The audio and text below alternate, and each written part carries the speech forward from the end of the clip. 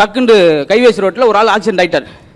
யாராவது ஆம்புலன்ஸ் கூப்பிடுங்கப்பா, யாராவது ஆம்புலன்ஸ் கொடுங்க அப்படின்னு சப்புன்னு அடிச்சது ஆம்புலன்ஸ் ஆண்டா. அப்புறம் எதுக்கு ஆம்புலன்ஸ் கூப்பிட்றாப்படி? அப்படியா, சரி அப்போ டாக்டர் கூப்பிடுங்க. அடிவட்டு கிடக்கிறே டாக்டர் ஆண்டா, என்னடா நீ பேசுற அப்படின்னு பரபரப்பாக இருப்பாங்க.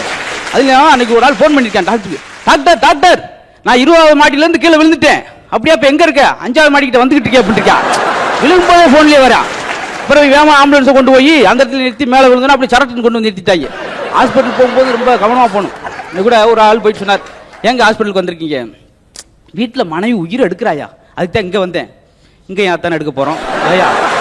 ஏயா ஒரு வழி தெரிய வேணாமா? ஒளிய தெரியாத தலையார் வீட்டில் ஒளிஞ்ச மாதிரி எங்கே வந்து மாட்டணும் அங்கே மாட்டிட்டேயா அப்படின்னு ரொம்ப கவனமாக இருந்தால் தான் போச்சு. இல்லாட்டி சில நேரம் வேறு குழப்பம் நடக்கும். அப்புறம் ஒரு ஆள் போயிட்டார்.